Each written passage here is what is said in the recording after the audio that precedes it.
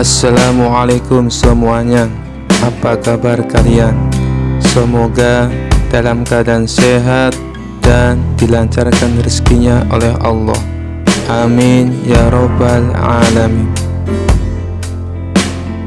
Suatu hari raja memanggil Abu Nawas ke istana. Raja sedang penasaran dengan sesuatu yang sering membuatnya bingung. Maka ketika Abu Nawas tiba, raja langsung bertanya, "Abu Nawas, menurutmu apa yang lebih jahat dari setan?" Abu Nawas tersenyum mendengar pertanyaan ini. Ia tahu raja selalu ingin mendengar jawaban yang tak biasa darinya. Sambil mengelus dagunya berpikir, Abu Nawas kemudian berkata, "Baginda, sebenarnya ada yang lebih jahat dari setan. Tapi saya takut Baginda mungkin tidak percaya." Raja penasaran dan langsung menantang. "Katakanlah Abu Nawas, aku ingin tahu jawabannya." Dengan ekspresi serius, Abu Nawas menjawab, "Baginda, yang lebih jahat dari setan adalah manusia itu sendiri." Raja kaget mendengar jawaban itu kemudian bertanya, "Apa maksudmu Abu Nawas? Jelaskan." Abu Nawas mulai menjelaskan sambil bercanda, "Lihat Baginda, setan memang menggoda manusia, tapi dia hanya bisa menggoda. Kalau manusia itu kuat, setan tidak bisa berbuat apa-apa. Namun manusia, jika ingin berbuat jahat, dia bisa lebih jahat dari setan, karena dia bisa berpura-pura baik di depan dan menikam di belakang." Raja tertawa mendengar penjelasan Abu Nawas. "Abu Nawas, aku harus mengaku bahwa kau benar, tapi bagaimana kau bisa begitu yakin?" Abu Nawas tersenyum lebar kemudian berkata, "Baginda, setan tidak pernah berpura-pura menjadi teman baik Baginda. Tapi kadang manusia justru berpura-pura jadi temannya setia hanya untuk mendapatkan keuntungan." Raja tertegun lalu tertawa terbahak-bahak. "Abu Nawas, kau benar-benar jenius. Jawabanmu kali ini bukan hanya lucu, tapi juga penuh kebijaksanaan." Para pejabat dan seluruh istana ikut tertawa. Dan sejak saat itu, raja pun lebih waspada pada siapa yang benar-benar teman sejati dan siapa yang mungkin lebih jahat dari setan. Kisah selanjutnya. Dikisahkan suatu hari di negeri 1001 malam Baghdad digelarlah acara hajatan besar. Sang Raja Harun al-Rasyid pun berniat merayakan pesta ulang tahun kerajaan bersama-sama dengan seluruh rakyatnya. Pada hari yang telah ditunggu tiba, rakyat Baghdad dikumpulkan di depan pendopo istana. Raja Harun sang penguasa berdiri dan berkata, "Wahai rakyatku yang tercinta, hari ini kita mengadakan pesta ulang tahun kerajaan. Aku akan memberi hadiah kepada para fakir miskin. Aku juga akan memberikan pengampunan kepada para tahanan di penjara, dengan mengurangi hukuman menjadi setengah dari sisa hukumannya," seru Baginda kepada rakyatnya. Mendengar ucapan sang raja, tentu rakyat Baghdad bersukaria. Mereka segera berpesta bersama dan menyantap aneka makanan yang telah disediakan. Tak berapa lama kemudian, para pengawal istana membagi-bagikan hadiah kepada fakir miskin. Setelah dipastikan seluruh rakyatnya yang fakir miskin mendapatkan hadiah, raja pun memanggil para tahanan. Tahanan pertama yang mendapatkan kesempatan adalah bernama Sofyan. "Sofyan, berapa tahun hukumanmu?" tanya Baginda. "2 tahun Baginda," jawab Sofyan. "Sudah berapa tahun kamu jalani?" tanya Baginda lagi. "1 tahun Baginda," jawab Sofyan. "Kalau begitu, sisa hukumanmu yang 1 tahun aku kurangi menjadi setengah tahun, sehingga hukumanmu tinggal 6 bulan saja," tegas Baginda Raja. Selanjutnya dipanggillah Ali. "Berapa tahun hukumanmu Ali?" tanya Baginda. Dengan nada yang sedih, Ali menjawab, "Mohon ampun Baginda, hamba dihukum seumur hidup," jawab Ali. Mendengar jawaban Ali tersebut, Baginda menjadi bingung harus menjawab apa untuk mengurangi hukuman Ali. Di tengah kebingungannya, raja yang terkenal bijaksana ini teringat dengan Abu Nawas. Akhirnya dipanggillah Abu Nawas. Tak berapa lama kemudian, Abu Nawas yang turut serta dalam pesta ulang tahun kerajaan menghampiri sang raja yang sedang kebingungan itu. Abu Nawas, aku ada masalah mengenai hadiah pengampunan bagi Ali. Dia dihukum seumur hidup, sedangkan aku berjanji akan memberikan pengampunan setengah dari sisa hukumannya. Padahal aku tidak tahu sampai umur berapa Ali akan hidup. Sekarang aku minta nasihatmu. Bagaimana caranya memberi pengampunan kepada Ali dari sisa hukumannya? Jelas Baginda Raja. Mendengar penuturan rajanya, Abu Nawas pun ikut bingung. Dia berpikir, apa bisa mengurangi umur seseorang, padahal dia sendiri tidak tahu sampai kapan umurnya. Hamba minta waktu Baginda, ujar Abu Nawas. Mendengar permintaan Abu Nawas, raja pun akhirnya memberikan kesempatan kepada Abu Nawas untuk berpikir. Raja hanya memberi waktu sehari semalam saja, tidak boleh lebih. Jadi besok pagi Abu Nawas harus memberikan jawabannya. Sesampainya di rumah, Abu Nawas pun berpikir keras untuk menemukan pemecahan masalah tersebut. Dia tidak bisa tidur karena selalu kepikiran akan hal itu. Namun selang beberapa waktu, tampaklah senyuman di bibir Abu Nawas. Pertanda solusi telah ditemukan. Abu Nawas pun malam itu segera masuk ke kamar untuk tidur dengan nyenyak. Pagi-pagi sekali, Abu Nawas telah bangun. Setelah mandi dan sarapan, dia pun pergi menghadap raja setelah berpamitan kepada istrinya. Hamba sudah mendapatkan cara untuk memecahkan masalah si Ali, Baginda. Begini, Baginda, sebaiknya si Ali ini berada di luar penjara dan bisa bebas selama 1 hari. Lalu pada esoknya, dia dimasukkan lagi ke dalam penjara selama 1 hari pula. Lusa juga demikian, sehari bebas, sehari di penjara. Begitu berlangsung terus selama umur si Ali itu, jelas Abu Nawas. Baginda Raja tersenyum, engkau memang pandai Abu Nawas. Kalau begitu, kamu juga akan aku beri hadiah, yaitu sekantong keping emas, ujar sang raja. Setelah itu, Abu Nawas pun pulang dengan wajah yang ceria. Kisah selanjutnya.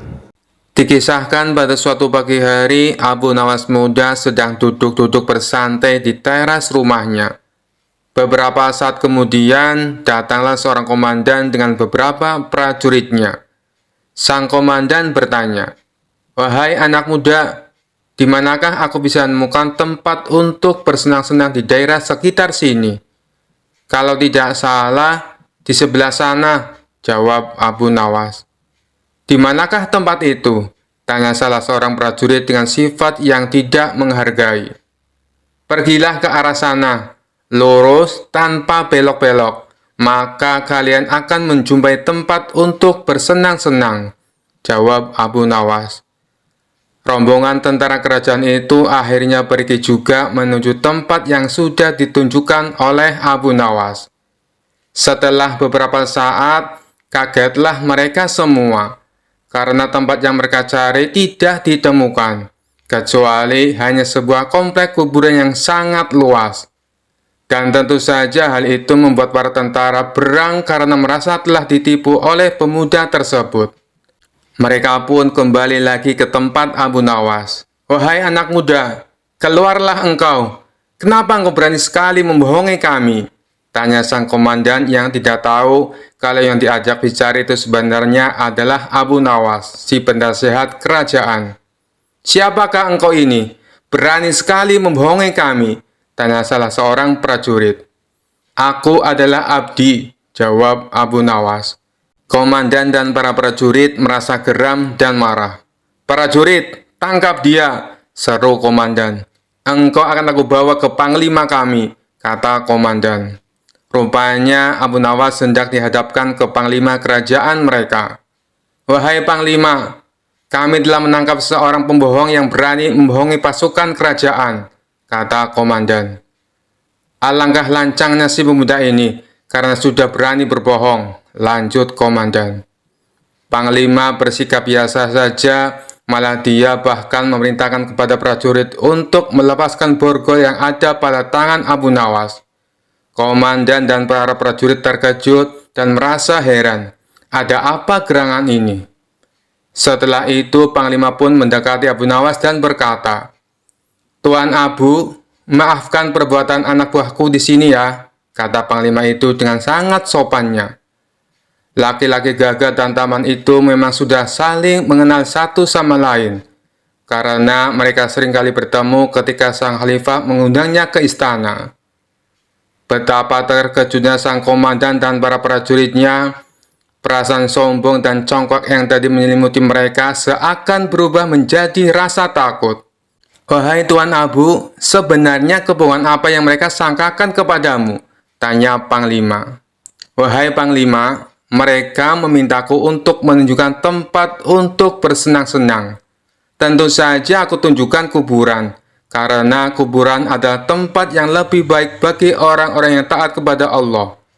Di sana pula dia akan mendapatkan hidangan yang nikmat dari Allah, terbebas dari rasa fitnah dan kejahatan manusia dan makhluk lainnya," jawab Abu Nawas dengan tenangnya. Mendengar jawaban pemuda itu, segera saja komandan mendekati Abu Nawas dan berkata, "Maafkan hamba Tuanku Abu. Andai saja aku mengetahui bahwa Tuan adalah Tuan Abu, tentu kami tidak akan berani membawa Tuan ke hadapan Panglima," kata komandan lagi. "Wahai komandan, apakah aku telah membohongi kalian? Bukankah aku berkata benar? Aku adalah abdi, dan setiap orang adalah abdi Allah, termasuk kalian semuanya," kata Abu Nawas. "Anda benar, Tuanku," jawab komandan. Komandan dan prajurit yang telah menangkap Abu Nawas merasa malu jadinya. Kisah selanjutnya. Dikisahkan suatu hari di sebuah kota yang penuh dengan kegiatan dan keramaian, Abu Nawas sedang duduk di sebuah warung kopi, menikmati secangkir teh hangat. Seorang pemuda yang penasaran mendekatinya dan bertanya, "Abu Nawas, mengapa Tuhan kita diberi nama Allah?" Abu Nawas tersenyum lembut, memahami bahwa ini adalah pertanyaan mendalam dan penuh makna. Dia mengajak pemuda tersebut dan beberapa orang lainnya yang juga tertarik untuk duduk bersamanya. Abu Nawas memulai dengan nada yang tenang. "Wahai pemuda, pertanyaanmu sangat penting dan bermakna. Nama Allah adalah sesuatu yang sangat agung dan memiliki makna yang dalam. Namun, izinkan saya bercerita sebuah kisah untuk menjelaskan hal ini." Dia lalu bercerita, "Suatu malam, saya bermimpi dengan orang bijak yang sangat tua. Orang tua tersebut mengajak saya berjalan-jalan di sebuah taman yang sangat indah. Di tengah-tengah taman, ada sebuah pohon yang sangat besar dan kokoh. Orang tua itu berkata, 'Abu Nawas, apakah kamu tahu mengapa pohon ini disebut pohon kehidupan?' Abu Nawas melanjutkan, saya menjawab, 'Mungkin karena pohon ini memberi kehidupan kepada banyak makhluk dengan daun dan buahnya.' Orang tua itu tersenyum dan berkata, 'Benar sekali. Nama pohon ini mencerminkan sifat dan peranannya dalam kehidupan.' Lalu dia bertanya lagi, 'Abu Nawas, apakah kamu tahu mengapa Tuhan kita diberi nama Allah?' Penduduk yang mendengarkan kisah Abu Nawas mulai tertarik dan memperhatikan dengan seksama. Abu Nawas melanjutkan dengan nada yang lebih serius. Orang tua itu menjelaskan, nama Allah berasal dari akar kata dalam bahasa Arab yang berarti yang disembah atau yang maha tinggi. Nama ini mencerminkan sifat-sifat Tuhan yang Maha Esa, Maha Penyayang, Maha Kuasa, dan Maha Mengetahui. Allah adalah nama yang mencakup semua sifat-sifat agung dan sempurnanya." Seorang pendengar bertanya, "Jadi, apakah nama Allah itu istimewa karena mengandung semua sifat Tuhan?" Abu Nawas mengangguk. "Benar sekali. Nama Allah tidak hanya sekedar nama, tapi juga mengandung makna yang sangat mendalam. Itu adalah nama yang diucapkan dengan penuh hormat dan cinta oleh para nabi dan umat manusia sejak zaman dahulu. Nama ini mengingatkan kita akan kebesaran dan keesahan Tuhan yang menciptakan dan memelihara alam semesta. Pemuda yang bertanya awalnya kembali bertanya, bagaimana kita harus memandang nama Allah dalam kehidupan kita sehari-hari, Abu Nawas? Abu Nawas menjawab dengan bijak, kita harus memandang nama Allah dengan rasa hormat dan rasa syukur. Setiap kali kita menyebut namanya, kita harus ingat akan kasih sayangnya dan kebesarannya, serta keadilannya. Kita harus berusaha untuk hidup sesuai dengan ajarannya, dan meneladani sifat-sifatnya yang penuh kasih dan bijaksana. Kerumunan penduduk merasa terharu dan bertepuk tangan, terkesan oleh kebijaksanaan dan kedalaman penjelasan Abu Nawas. Abu Nawas menutup dengan sebuah nasihat. Ingatlah sahabat-sahabatku, nama Allah adalah panggilan kita kepada Yang Maha Kuasa. Setiap kali kita menyebut namanya, kita mendekatkan diri kepadanya dan mengingat betapa besar kasih sayang dan rahmat-Nya. Semoga kita selalu diberkati dan dilindungi oleh-Nya. Kisah selanjutnya. Dikisahkan malam itu Raja Harun al-Rasyid mengalami kesulitan untuk tidur. Ia memejamkan matanya selama beberapa menit, namun hasilnya tetap nihil. Hingga pertengahan malam, ia belum juga menguap. Raja Harun al-Rasyid memanggil salah seorang pengawal istana. Umumkan kepada seluruh rakyat kerajaan, barang siapa bisa membuat raja tertidur, akan diberi 10 karung koin emas, kata Raja Harun al-Rasyid. Pengawal istana bergegas memberi isyarat kepada bawahannya, agar bergerak cepat. Lantaran sejak habis sholat Isya sampai waktu menunjukkan pada malam, hujan gerimis belum juga berhenti. Tak lama berselang, datanglah 2 orang peserta yang kebetulan pada malam itu tidak bisa tidur. Mendengar penjelasan dari pengawal istana, keduanya berminat mengikuti sayembara. Peserta pertama masuk ke dalam bilik kamar pribadi raja, menata posisi duduknya. Ia memulai dengan sebuah cerita. Dahulu kala ada pemuda durhaka bernama Sa'labah.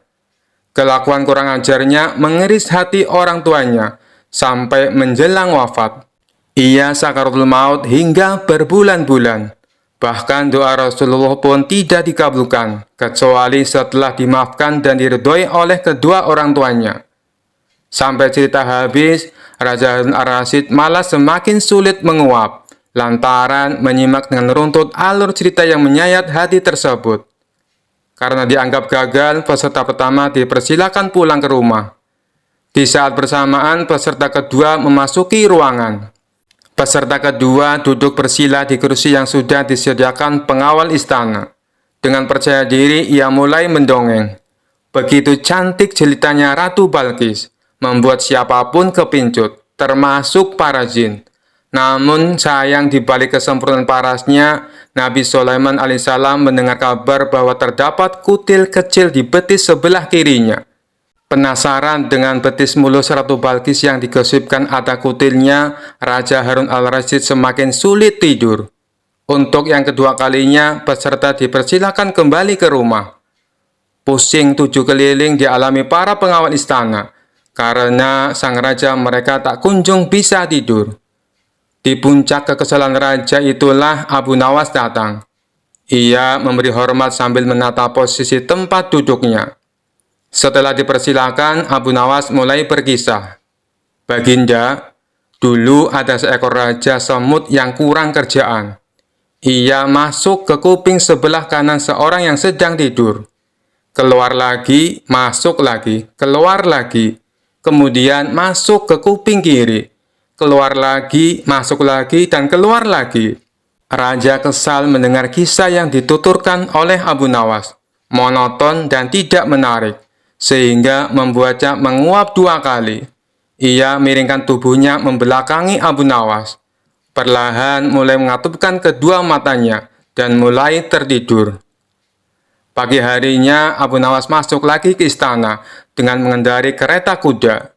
10 karung diangkat ke dalam kereta satu persatu. Penjaga pintu istana geleng-geleng kepala ketika kereta kuda keluar pintu gerbang.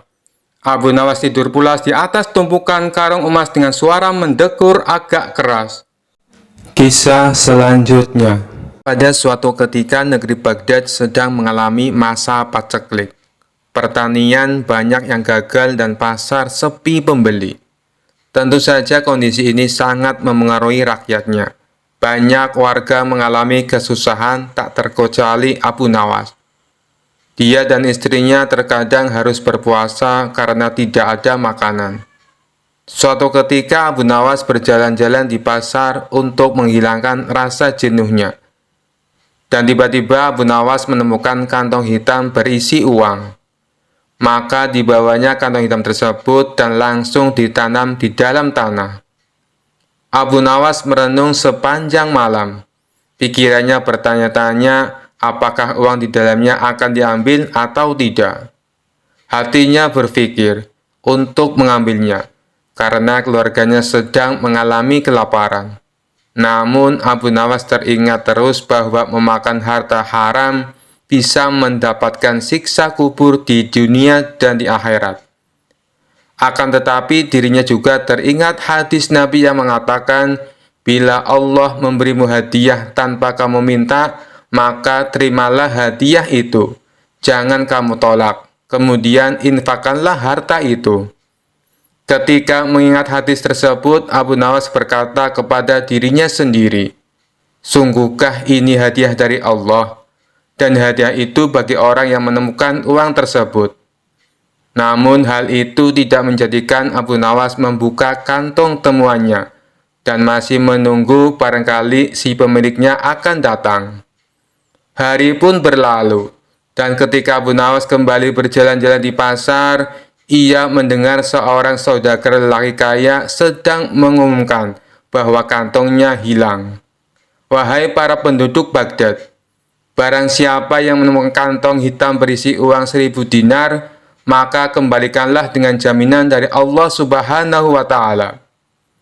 Mendengar hal tersebut, lalu Abu Nawas mendekati lelaki tersebut dan berkata, wahai Tuan, negeri kami sedang mengalami masa paceklik.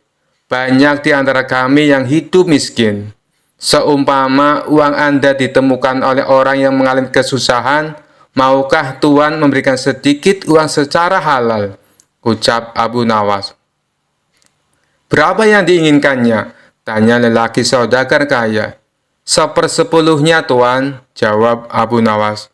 Saudagar itu dengan tegasnya dan berkata, aku tidak akan memberikannya sedikit pun. Jika ia tidak mengembalikannya padaku, maka di akhirat nanti akan aku tuntut di hadapan Allah.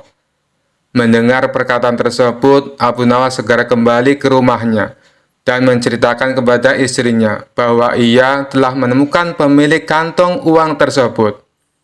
Apa yang harus aku lakukan? Apakah aku harus mengembalikan uang itu? Tanya Abu Nawas. Mendengar hal itu, istrinya agak marah. Aku dan anak-anakmu telah menderita kemiskinan bersamamu selama 50 tahun. Bahkan saat ini kita hanya mempunyai satu pakaian dan dipakai bergantian untuk sholat. Selama hidup kita belum pernah makan buah dan daging.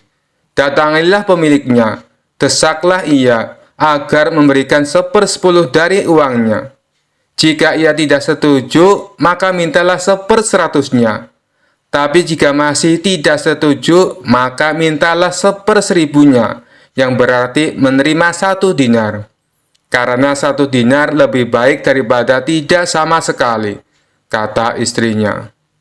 Mendengar penjelasan istrinya itu, lalu Abu Nawas pergi kembali menemui saudagar kaya di pasar. Tuan, sebenarnya sayalah penemu kantong berisi uang. Apakah Tuan bersedia memberikan sedikit uang tersebut kepada saya, meskipun hanya 1 dinar? Karena beberapa hari ini keluarga saya belum makan, Tuan, kata Abu Nawas.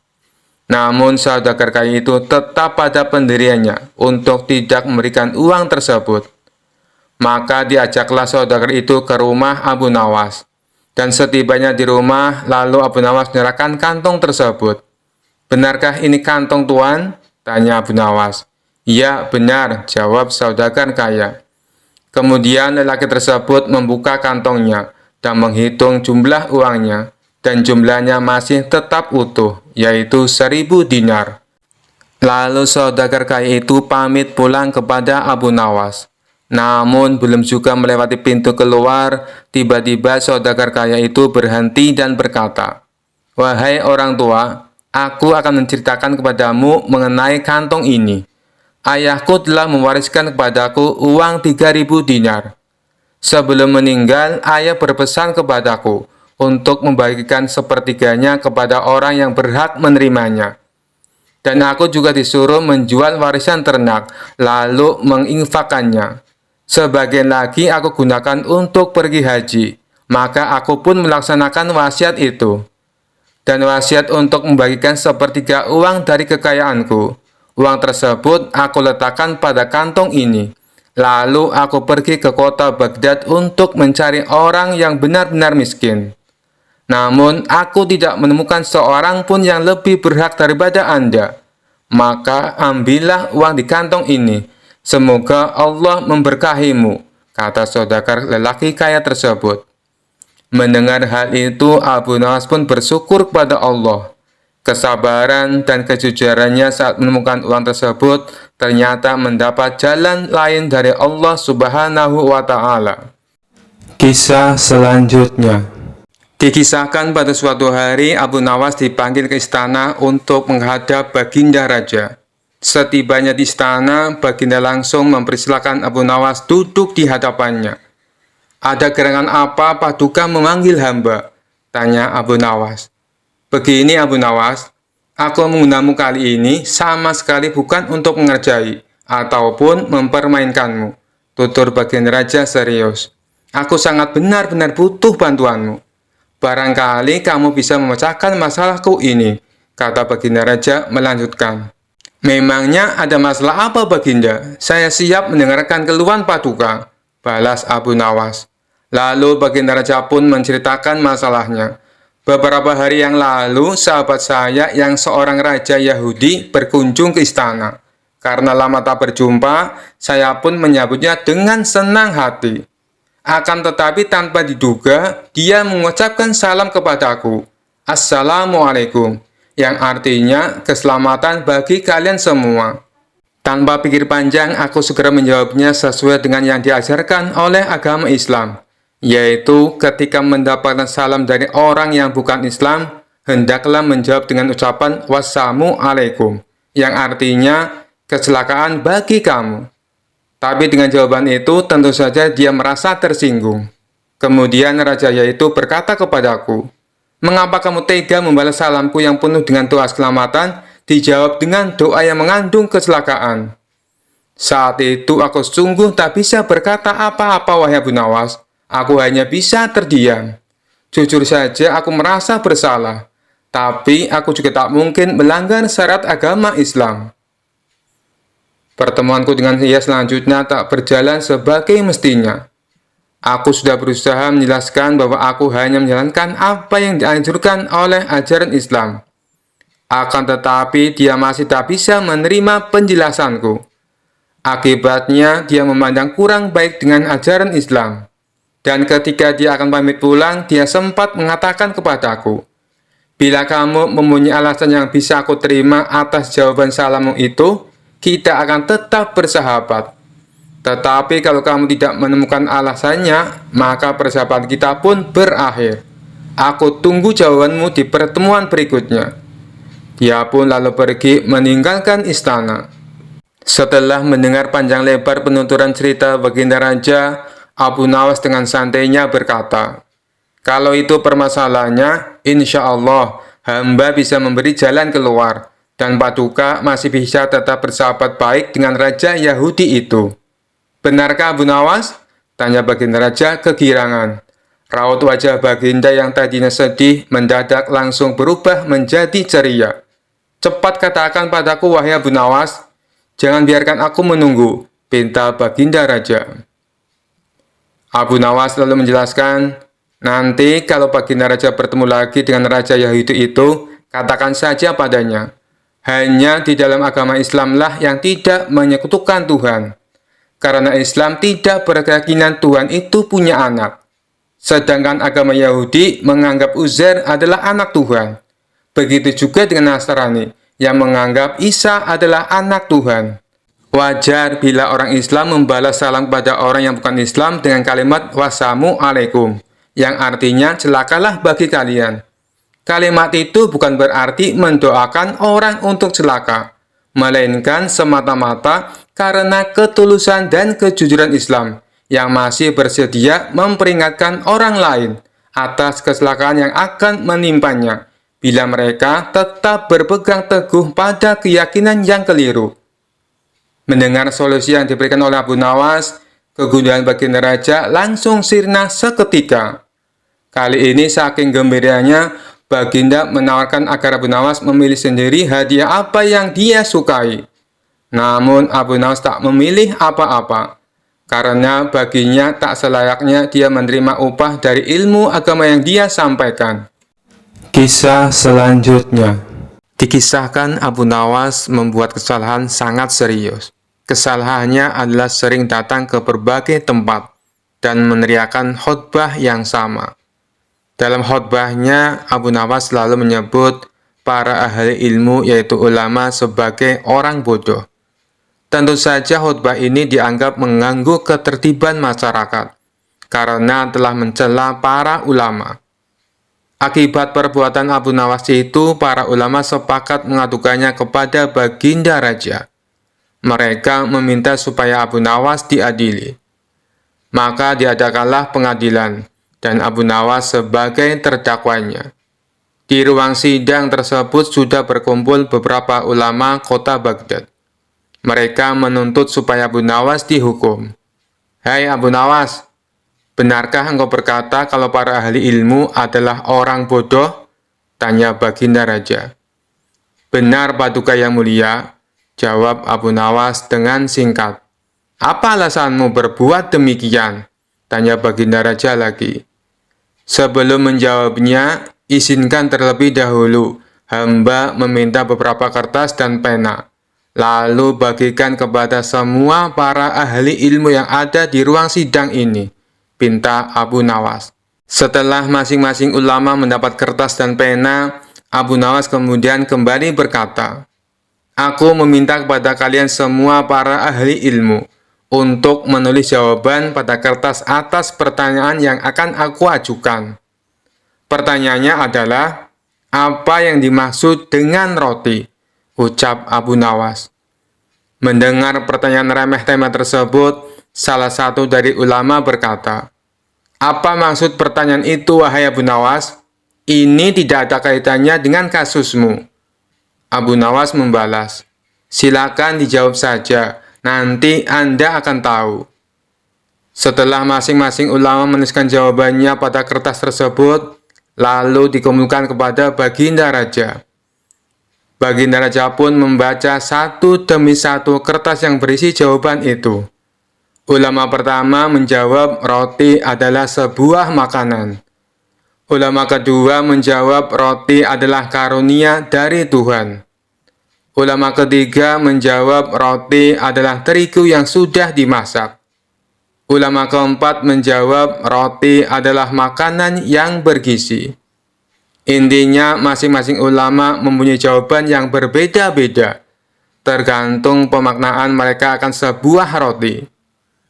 Setelah membaca semua jawaban itu, Abu Nawas berkata kepada baginda raja dan semua ulama yang ada di ruang sidang, "Kalian semua adalah para ahli ilmu, tapi tidak ada satupun yang mempunyai jawaban sama tentang roti.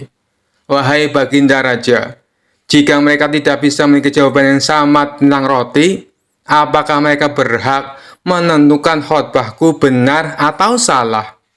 Inilah maksudku mengatakan, kalau mereka para ahli ilmu adalah orang bodoh. Dapatkah baginda mempercayakan keputusan atau penilaian kepada orang-orang seperti ini? Bukankah terasa lucu bila mereka tidak sepakat akan sesuatu yang dimakan setiap hari, tetapi mereka dengan mudahnya sepakat menilai kalau khotbahku adalah salah?" beber Abu Nawas.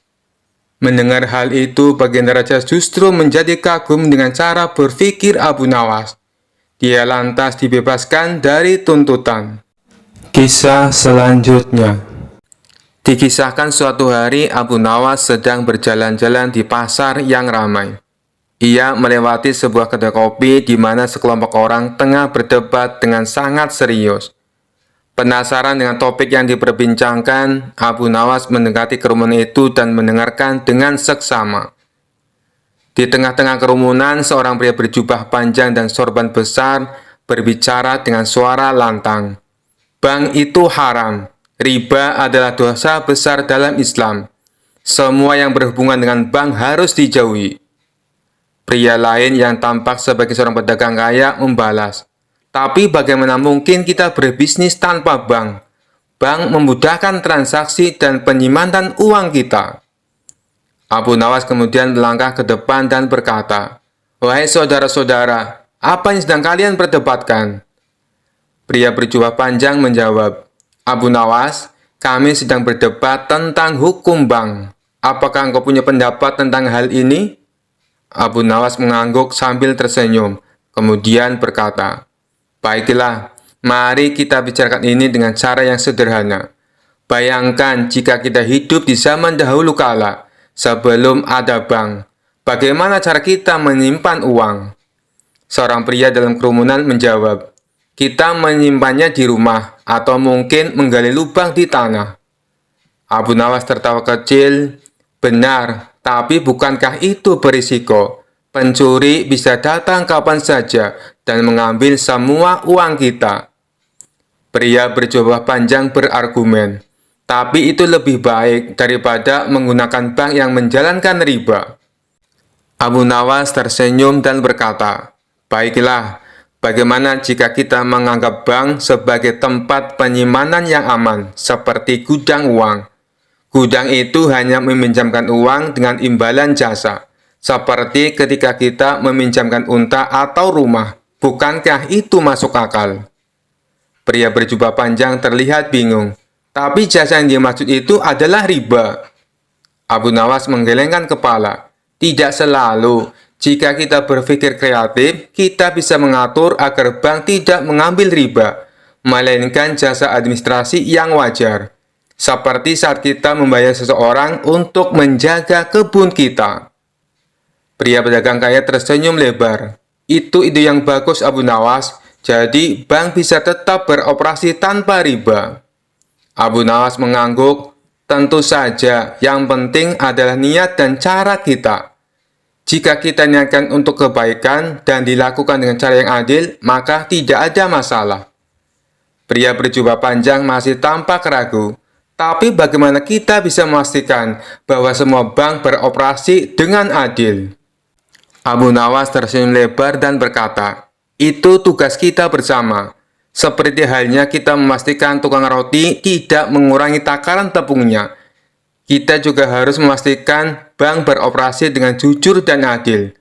Dan jika ada bank yang tidak adil, kita bisa mencari alternatif lain, seperti menyimpan uang di bawah bantal."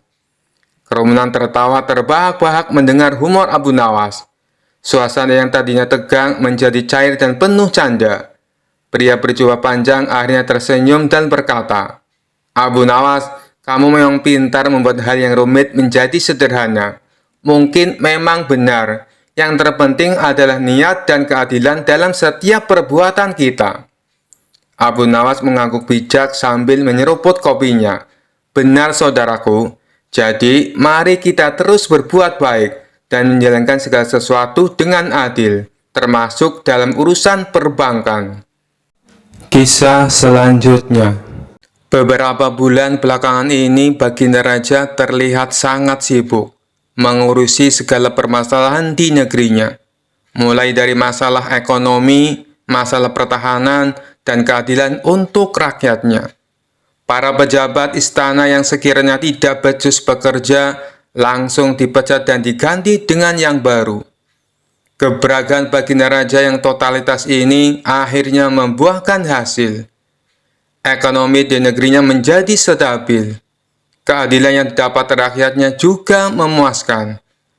Walhasil, negeri Baghdad pun menjadi makmur dan sejahtera. Setelah dirasa semuanya sudah beres, Baginda Raja pun merasa puas. Kemudian ia menyempatkan waktunya untuk menenangkan diri dari semua rutinitas. Dan tentu saja Abu Nawaslah sosok yang tepat untuk menghibur sang raja.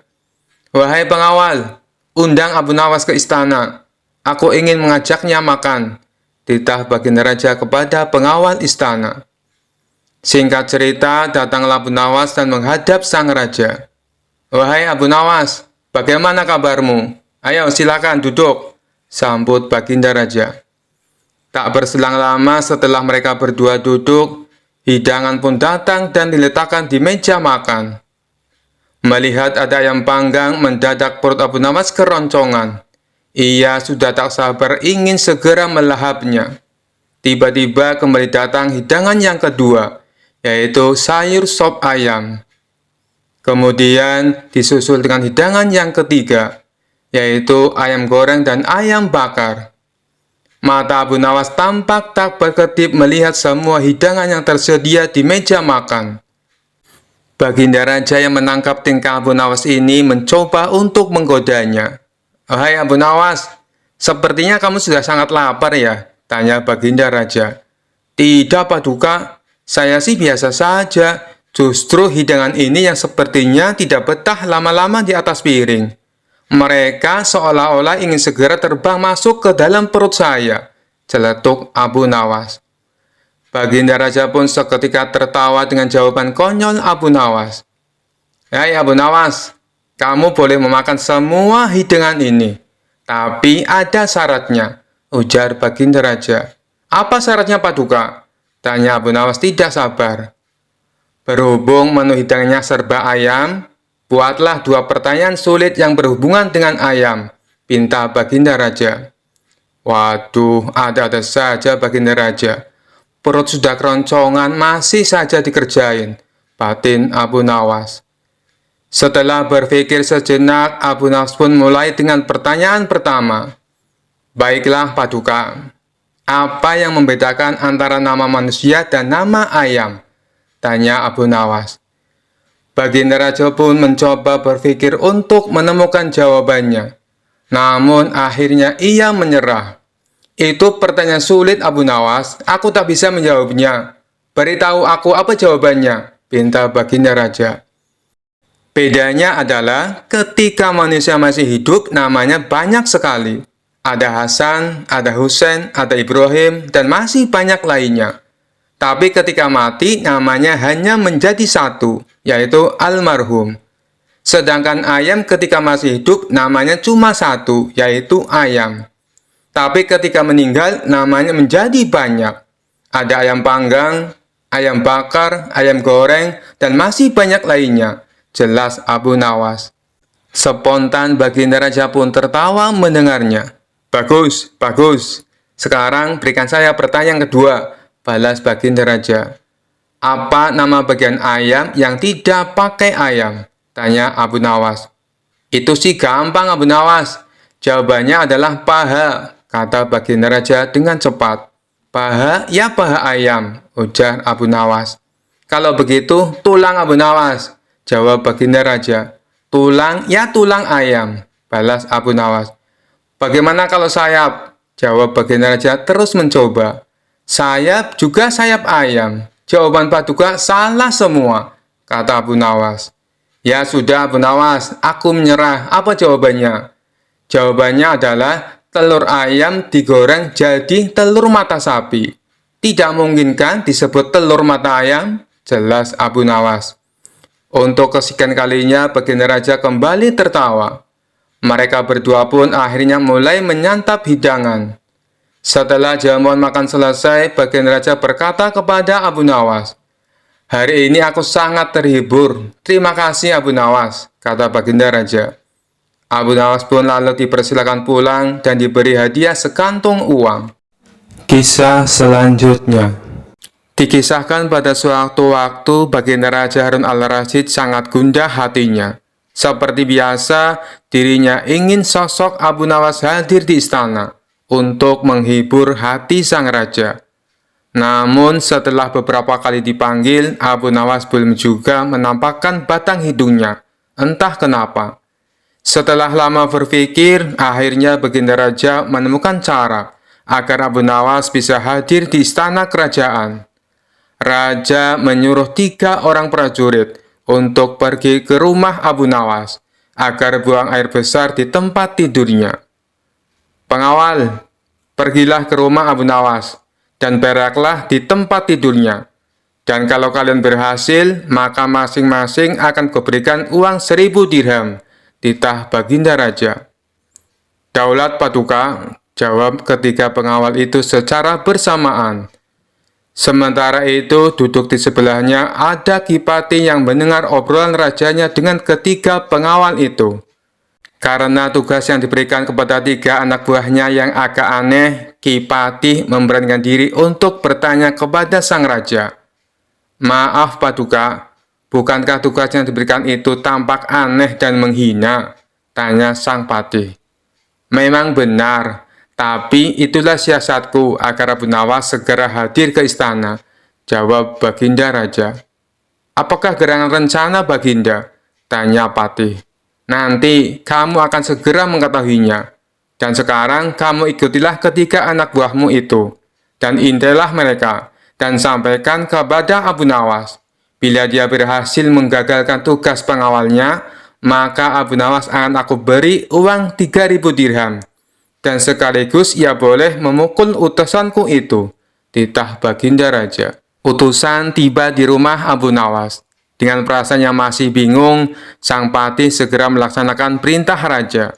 Dia segera berkemas dan menuju ke rumah Abu Nawas. Tidak berapa lama kemudian, utusan Baginda Raja sudah tiba di depan pintu rumah Abu Nawas. Kami diutus oleh Baginda Raja untuk buang air besar di tempat tidurmu. Karena ini perintah raja, kamu tidak boleh menolak, kata salah satu utusan itu.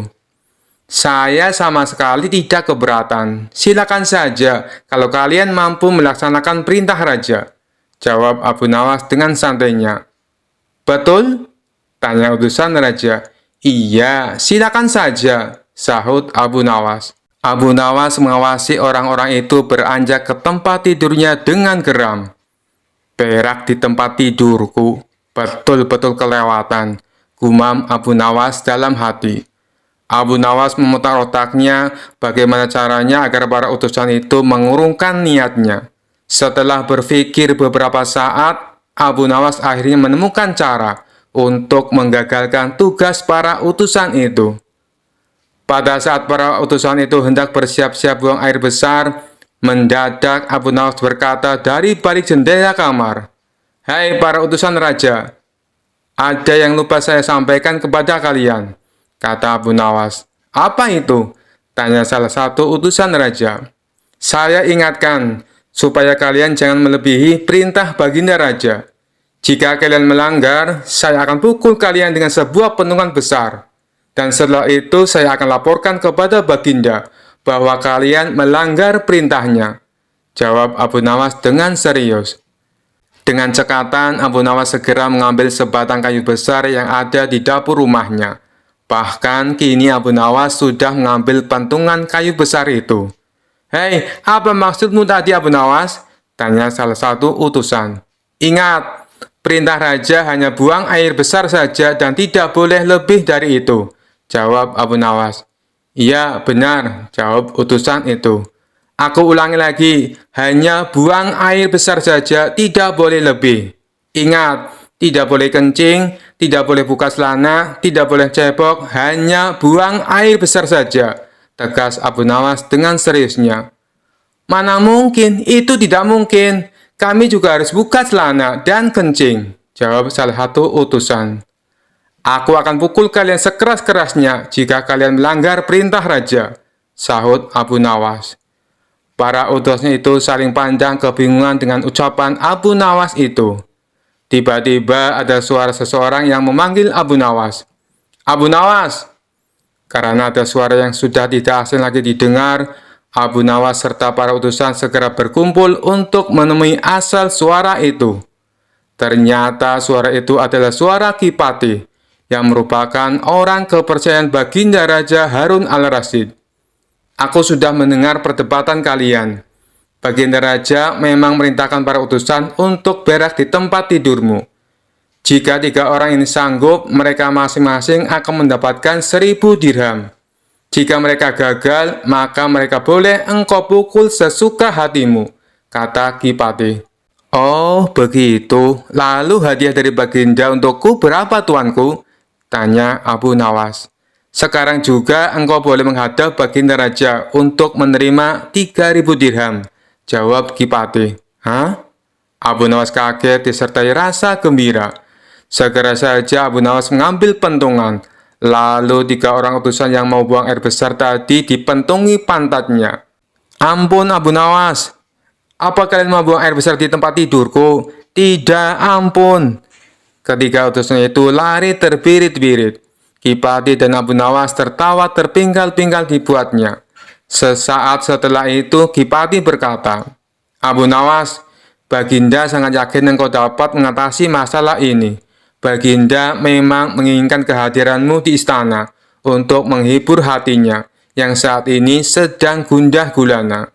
Abu Nawas menyetujui permintaan sang pati, dan mereka segera berangkat menuju istana setelah semua persiapan dilakukan. Kisah selanjutnya. Suatu hari Abu Nawas diundang oleh seorang hakim yang penasaran untuk berdebat tentang pengertian bid'ah. Hakim tersebut sengaja mengundang banyak orang untuk menyaksikan debat ini dengan harapan bisa menguji kepandaian Abu Nawas sekaligus menghibur hadirin.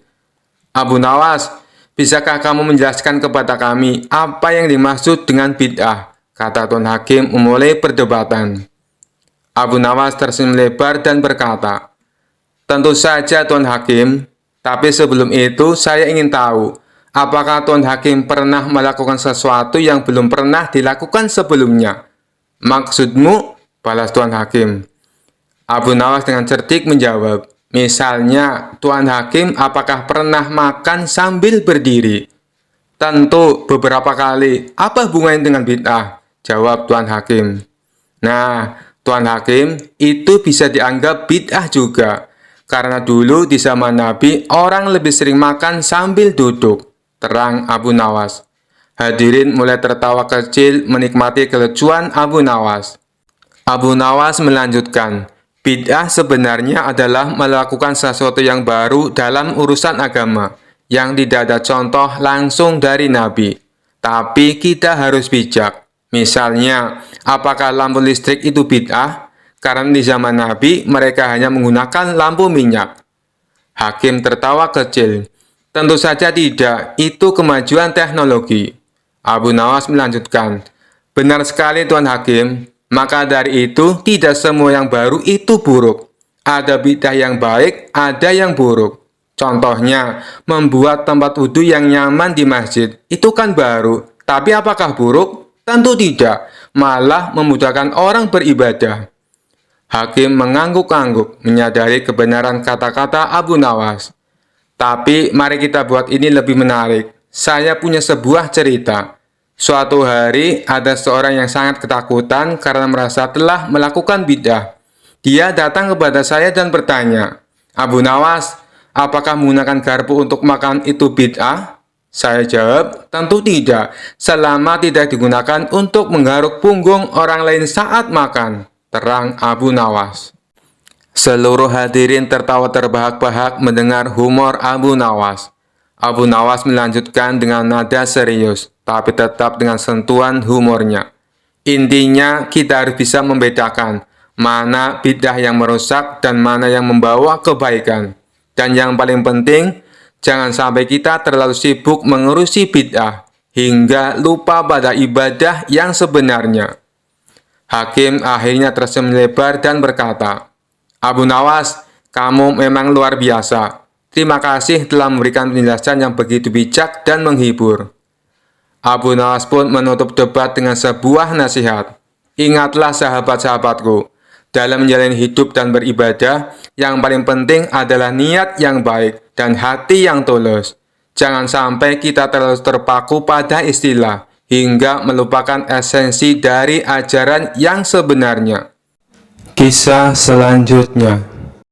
Dikisahkan ada seorang anak kecil yang ingin mengalahkan Abu Nawas dalam permainan tebak-tebakan. Anak itu bahkan sampai rela menunggu di sebuah jalan yang biasa dilalui oleh Abu Nawas. Tidak berapa lama lewatlah Abu Nawas yang baru pulang dari kebun. Ia membawa 2 labu yang dipetik dari kebun miliknya. Anak kecil tersebut lalu segera menghampiri dan menyapanya. "Tuan Abu Nawas, bisakah Anda berhenti sebentar?" pinta si anak.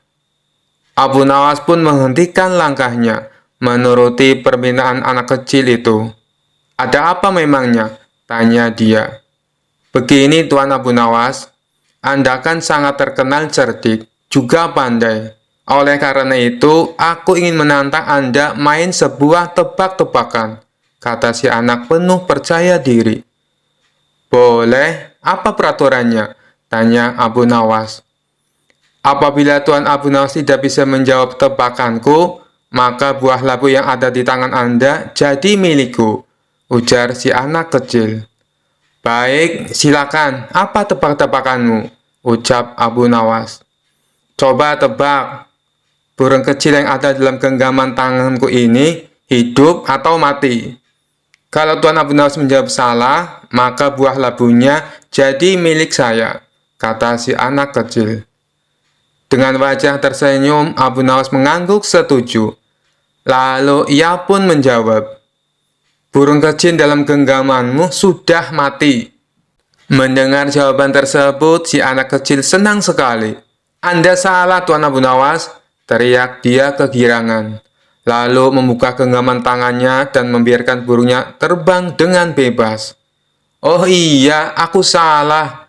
Baiklah, buah labu ini menjadi milikmu," balas Abu Nawas dengan tersenyum bahagia.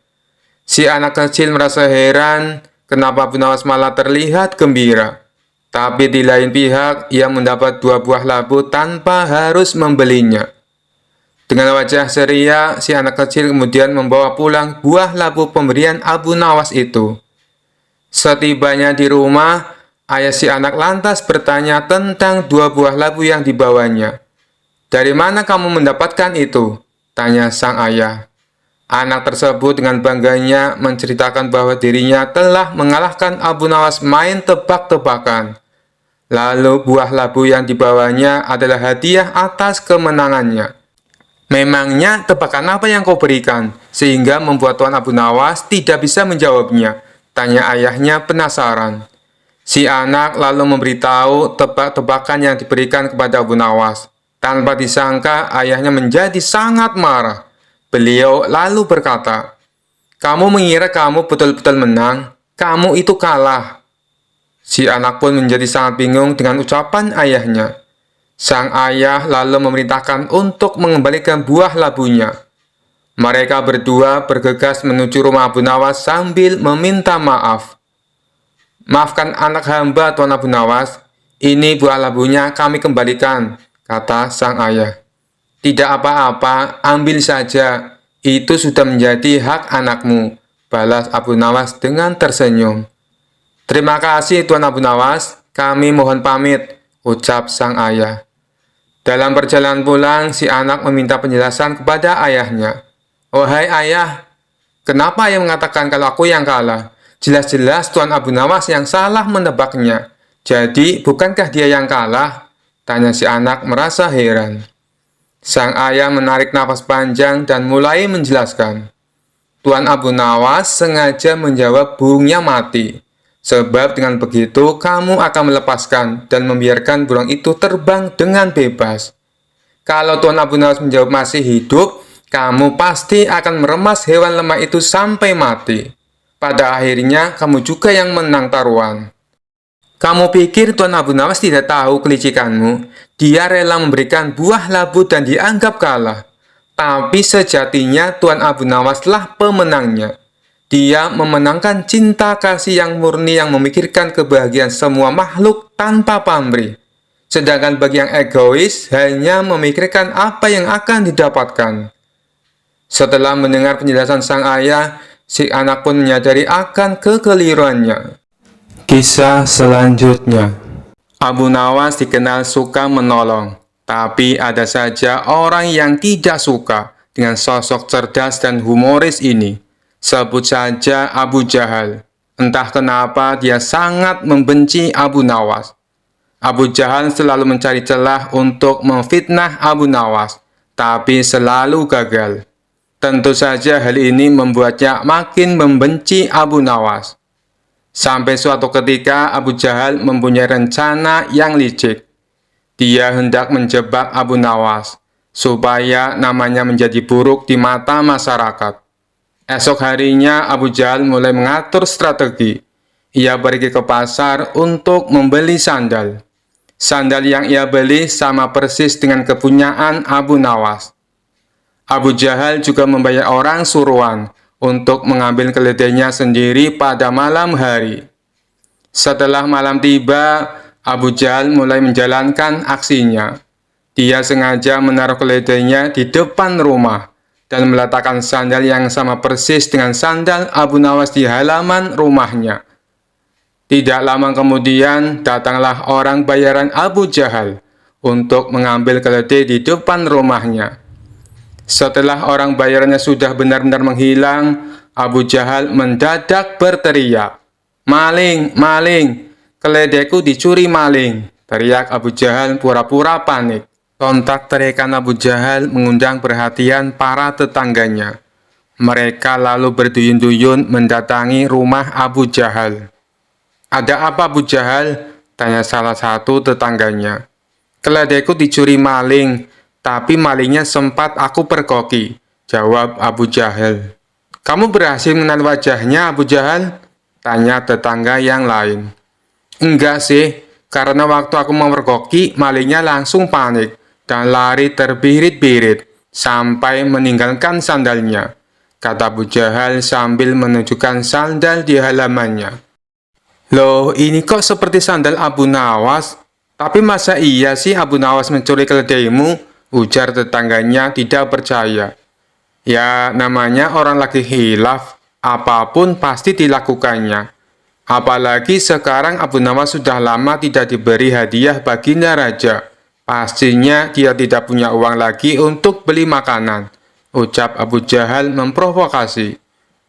Akibat hasutan Abu Jahal ini, para warga mulai tersulut emosinya. Abu Nawas yang sedang asik tidur di rumahnya langsung dipaksa dan diarak warga menuju istana. "Ada apa ini? Apa yang kalian lakukan?" tanya Abu Nawas bingung. "Sudah, kamu diam saja. Kamu harus mempertanggungjawabkan perbuatanmu," tegas Abu Jahal. Dalam hati Abu Jahal berkata, "Kali ini aku berhasil menjebakmu, Abu Nawas." Ia pun tersenyum jahat kepada Abu Nawas. Setibanya di istana, baginda raja kaget. Ada rombongan warga datang. Terlebih lagi di situ ada Abu Nawas dengan kondisi tangan terikat. "Ada apa ini? Kenapa malam-malam datang kemari?" tanya baginda raja. "Ampun Paduka yang mulia, hamba mau melaporkan. Keledai hamba dicuri Abu Nawas," jawab Abu Jahal. Abu Nawas yang mendengar pengaduan Abu Jahal hanya terdiam. Ia menunggu saat yang tepat untuk membongkar kedok Abu Jahal. "Memangnya kamu punya buktinya, Abu Jahal? Apakah keledaimu ada di rumah Abu Nawas?" tanya baginda raja. "Keledainya memang tidak ada di rumah Abu Nawas. Bisa saja dia menaruhnya di tempat lain, Paduka yang mulia. Tapi saya punya bukti yang lain," ucapnya. "Coba tunjukkan bukti yang kamu punya, Abu Jahal," perintah baginda raja. Ia lalu menunjukkan sandal yang mirip dengan milik Abu Nawas. "Ini buktinya, Paduka yang mulia. Waktu hamba memergoki, Abu Nawas lari terbirit-birit sampai meninggalkan sandalnya di halaman rumah hamba," tutur Abu Jahal. "Apa benar itu sandal kamu, Abu Nawas?" tanya baginda raja kepada Abu Nawas. "Bukan baginda raja, tapi sandal itu memang mirip dengan sandal hamba," jawab Abu Nawas. "Kamu jangan mencoba mengelak, Abu Nawas. Jelas-jelas itu sandalmu," bentak Abu Jahal. Sudah, berikan sandal itu kepadaku, pinta baginda raja kepada Abu Jahal. Setelah Abu Jahal memberikan sandal tersebut, baginda raja lalu memanggil Abu Nawas. Abu Nawas, kemarilah, coba pakai sandal ini, perintah baginda raja. Setelah dicoba, sandal yang dibawa Abu Jahal tidak muat di kaki Abu Nawas. Melihat hal itu, Abu Jahal mulai belingsatan, mukanya pucat dan keringat dingin mulai keluar dari tubuhnya. Ini jelas-jelas bukan sandal Abu Nawas. Kamu jangan menuduh orang sembarangan. Atau jangan-jangan kamu ingin memfitnah Abu Nawas, bentak baginda raja geram kepada Abu Jahal. Dengan mulut terbata-bata, Abu Jahal menjawab, "Maaf Paduka yang mulia, hamba kira itu sandalnya Abu Nawas." Ternyata Abu Jahal salah perhitungan saat membeli sandal yang mirip dengan sandal Abu Nawas.